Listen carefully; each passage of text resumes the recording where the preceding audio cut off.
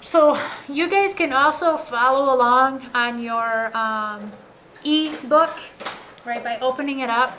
On the examples, I usually just take a screenshot of what it was in the textbook and then put it up here. So because my screen in here is smaller than the screen in the auditorium, sometimes it's a little small, but I'll like rewrite most of it. But some of you guys might like to follow along word for word, so just pull up your CPM textbook and then we can follow that way. Sound like a plan? You guys excited? Good to go? All right. So chapter 4 had to do with solving and intersections. And 4.1, we want to know how we can solve. So we're going to have some strategies for solving these equations. So in Algebra 2, our biggest goal when it comes to all of these functions, if you notice, like everything is function, functions, functions. We can look at equations, right? We can look at equations. We can tell if they're linear, if they're quadratic, if they're exponential. We've done all of those types of functions up to this point. We need to be able to look at those functions and those equations and be able to come up with some information on those. It might be the slope, it might be the vertex, it might be x-intercept, y-intercept. We can do all of those from our equations. We want to be able to look at graphs and kind of do the same thing. If I look at a graph, I want to be able to know if it's a line, if it's a quadratic, if it's exponential, all those kind of good stuff, right? We want to be able to, and the table is probably the hardest one on a lot of those things. On some things it's easy, some things it's kind of more difficult, but we want to be able to look at a table and ultimately in the end maybe generate an equation out of that or be able to tell if it's linear or quadratic or something along those lines, right? So chapter 4 isn't any different. 4.1, solving graphically. So we want to be able to look at graphs and be able to see what we can find out from the graphs. So one of the big questions in chapter 2 was how to find the special points of a function. For example, we could look at our little equation of our parabola and we could find the vertex really quick, right? So they gave us the equation y equals x plus 3 squared minus 5. So we know that that was in that graphing form, and our graphing form was like y equals a x minus h squared plus k. So we could look at our equation really quick and we could tell that our vertex was going to be the point -3, -5, right? And we hammered that into you guys. We went over and over it. It showed up on our quizzes, it showed up on our tests, it even showed up on our final exam to find our vertex. Granted, the biggest mistake people would make, because our formula was x minus h, is like sometimes you guys just wanted to look at that value and say, oh, h is going to be a +3. But in order to make that a +3, our h actually has to be a -3, right? So we were able to do that. So when we look at our graph, we should be able to look at our graph and be able to hopefully find our vertex. And we can find our vertex is right there at that -3, -5 point as well, right? Anybody know the definition of a vertex? What is the vertex? So the vertex is a turning point, right? So if I was going this way, I could think of like I'm going down my graph until I get to this point. And when I get to this point, what way do I go? I now go up, right? So a vertex is a turning point. Same thing when it comes to an angle. An angle is made up of two rays that are put together, and they're put together at a very special point, and that point's called a vertex, right? Because what happens there? My angle turns. If you think of a triangle, right, like my beautiful triangle, a triangle, those 3 points on the side of the triangle, we always call those the, starts with a V, the vertex, right? And why are they called the vertex? Because when you got to that point, what happened? You turned, right? So a vertex is a turning point. So we can look at our graph and we can find the vertex. But when we look at our graph, they want us to see if there's some more things we can talk about and more things we can find. So I'm just going to erase this real quick because we already know how to find the vertex. So, excuse me, question A is, how many solutions are there to our little problem? You walked away and we had technology issues and it took this long to get it back up and going, so you really didn't miss anything. Yep. I even had time to wash my hands for 30 seconds. Awesome, awesome. So when I want to look for all of my solutions, when it comes to my little parabola that I have on here, it looks like it's this like kind of solid line that kind of turns and curves, and technically it goes on and on forever, right? We just don't show that on the graph. What is that little line made of? What is this? What are all of these? Points. Yeah, they're all a bunch of points, right? So technically these are all points, and then these points are just like really, really close together, and they're so close together they look like that line or that graph. So exactly. So when I want to know like how many solutions this has, because I have y equals, I have infinitely many solutions. So for whatever, how many x values can I plug in to get a y value? Well, I can put in infinitely many x values, right? I could put in 2, I could put in negative 10, I could put in negative 5,432, right? And I'm going to get an answer. So when it comes to solutions, just in general, on this one I have infinitely many solutions that I can put in. So would you say all real numbers is that the answer? Or would you just It says how many solutions, so you can say infinitely many solutions, right? Yep. And then for B though, they sit there and they get a little bit more specific. They sit there and use that same equation, but instead of it now equaling y, they want to know when it equals 4. So when I take my equation, that x plus 3 squared minus 5, they want to know what's the solution to make that equal 4. And my 4 is my y value, right? So if I look at my graph and I want to know when my function equals 4, I'm going to look for when y is 4. Y goes up and down, right? So I'm going to go 1, 2, 3, 4. And then I'm going to see how many solutions I have. How many times does my y value equal 4? once? Yeah, once here. Any other place where it's y equals 4? So y equals 4, whoops. On the other side of the... Oh, over here too, right? So there's one there. So it equals 4 right there. So we know we got 2 solutions. So now we just need to figure out our values for that. So we know that our y is 4. So that happens when x is 0, right? Yep. And then on this one, when x is here, which is going to be negative 6. Right? So our equation in general, when we have an x and that y showing, we know it's got infinitely many solutions. But when they ask for a very specific one, when it equals 4, we found 2 solutions by looking at the graph, right? But sometimes, maybe we don't have the ability to look at a graph. Maybe our graph, we don't know how to draw it completely accurately. So we have to come up with other ways that we can solve this as well. Okay? So we can look at it graphically. We can also use this part of math. I forget. It starts with an A. It ends in an A. I think it's the title of this class. We could use... Oh, you want to try and use algebra to solve it? That's cool. All right. I kept thinking of arithmetic and I was like, that doesn't end with an A. Nice, nice. I almost said it out loud. Yeah. So our little formula was x plus 3 squared minus 5 equals 4, right? And then algebraically, there's more than one way to solve these. And this is part of it when it comes to math. Sooner or later you get to a point to where, like, you know, the quote-unquote kind of like the basics of how to do stuff, and then it's a matter of you coming up to what works for you. When it comes to us tying our shoes, like, hopefully we all kind of get, you know, the tie in our shoe that keeps our shoe on so it's not flying off. But there's different ways to tie the shoe. But what's our goal? Tie the shoe and keeping it on our foot, right? So the same thing kind of happens when it comes to algebra and solving these equations. There's usually more than one way of doing it. It's just hopefully our goal is to all get to the same answer, right?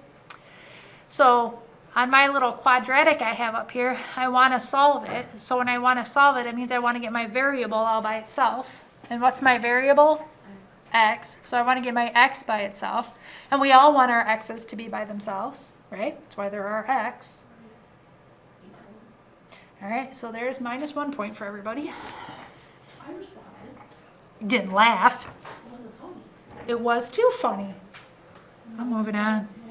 All right. So anybody got any ideas on what we could do to start getting our x all by itself? Distribute the square. You want to distribute the square? Maybe not. So you want to do x plus 3 times x plus 3 minus 5 equals 4? I suppose. You want to do it that way? All right. It's not quite what I meant. Well, what would you think? It was going to be x squared plus 9? No, that is mathematically incorrect. Come on now, right? What does a square mean? Like if I give you guys 5 squared, like what does that actually mean? 5 times 5, right? So you're multiplying it by itself again, right? So if I have x plus 3 squared, that means it would be, X times X and 3 times 3. it'd be that whole thing, right? Because this is 5 times 5, right? If I had xy squared, that would be xy times xy, right? You're multiplying it by itself. So now I got to multiply these guys out. You can either use the area model, right, where you make the square and you put the terms on the outside, or you can use the distributive property. What are we going to get? X squared plus 6x plus 9 minus 5 equals 4. You guys agree with that? Then what are we going to do? Simplify the 9 and 5. Simplify them. X squared plus 6x, what, minus 4? Oops, sorry, plus 4. Plus 4 equals 4. What do we want to do now?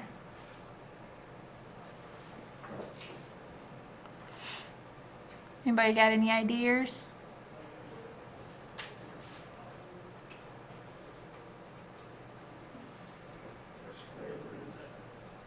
Oh, we can't quite square root it yet.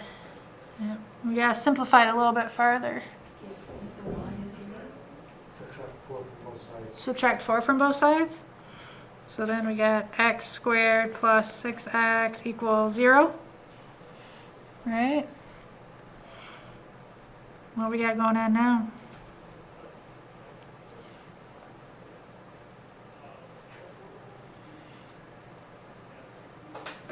Put it into the quadratic. You're going to use the quadratic formula? All right, you use the quadratic formula. Go ahead and do it, and then we'll compare your answer. Anybody else got any ideas? I don't know. Yes. Factor out an x? Yeah. If I factor out an x, then I have x plus 6 equals 0. Right? Now what do I do?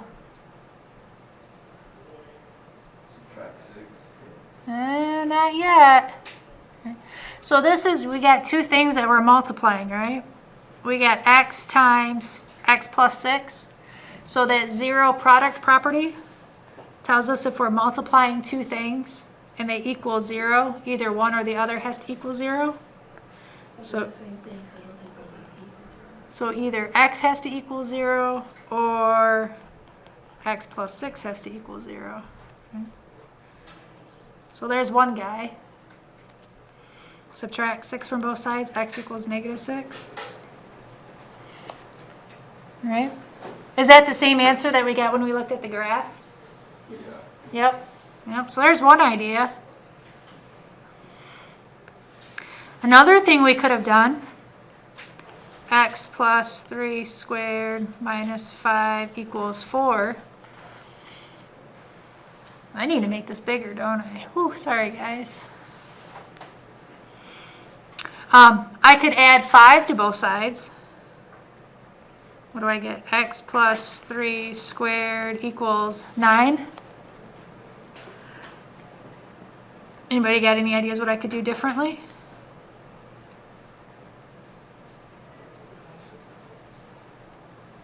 I'm giving you all the How could I get rid of that square? I could square root. I could square root both sides. So if I square root both sides, x plus 3 squared equals the square root of 9. What's the square root of x plus 3 squared? x plus 3. X plus 3. Now I got a tricky one for you. What's the square root of 9? What else? Plus or minus 3, absolutely, right? Because positive 3 times positive 3 is going to give me 9. Negative 3 times negative 3 is going to give me 9. Oops.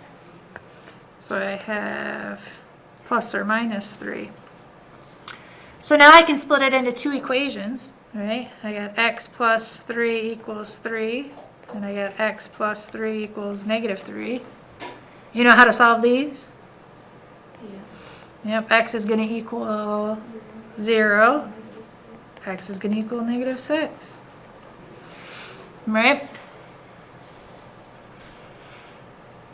Did we get the same answer regardless of how we kind of went about our process? Yes. Yeah, so that's a big thing, right? So we can do it a couple different ways, right? So then, like, you guys have to ask yourself on some of these little discussion points, right? What algebraic strategies might be useful? Well, it's a personal choice. Do you like doing the square roots, right? When you do the square roots, biggest thing is making sure you take the positive or negative. Are you better off multiplying these out? And granted, we still could have used the quadratic formula, right? Because once we got to here, I mean, this is a quadratic, and it's in that a squared plus b, x squared plus bx plus c. We could have plugged that into the quadratic formula. We just skipped that one, right? What makes this equation look challenging? Like when you guys first saw this equation, did you sit there and say like, no way, Jose, I ain't touching that with a 10-foot pole?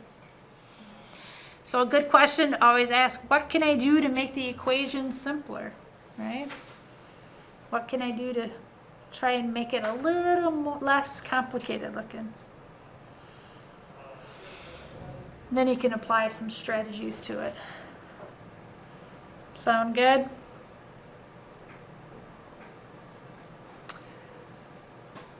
I know you guys can read this one. For sure, right?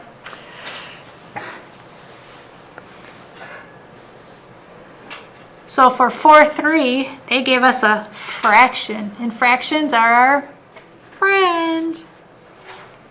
So we got what? X minus 5 over 4 plus 2/5 equals 9/10. So if we think of our little discussions, right? Does this problem kind of scare you a little bit? Maybe, right? So either we need to talk about how we're going to solve it or what we can do to make it simpler. So we're adding two fractions together. So mathematically, when we add two fractions together, what's one thing we would have to do? Find a common denominator, right?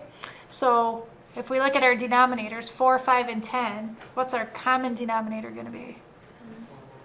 20. Yep, because it's, yep, they have to divide evenly by 20, right? So 20 is the only number, smallest number, that they're all going to divide into evenly, right?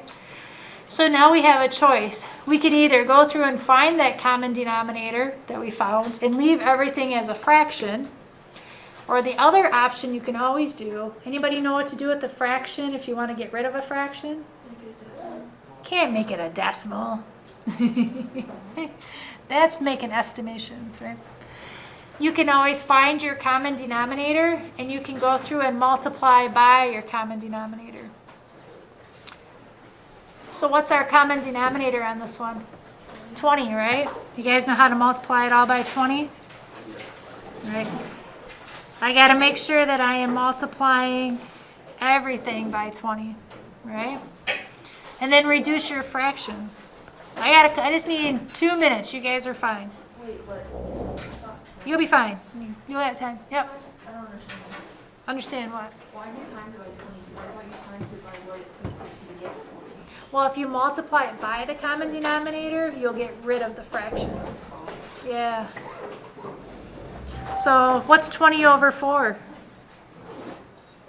Yep, so you'd have 5. And then you can't forget the original part, x minus 5, plus, what's 20 over 5? 4. So 4 times our 2, right, equals, whoops, what's 20 over 10? 2. So then you'd have 9 times 2. Now it's just a simple, well, not a simple, but it's a linear equation that you can go through, right? Use your distributive property, multiply that out. First person with the answer for x in an email gets extra credit. Sound good? All right.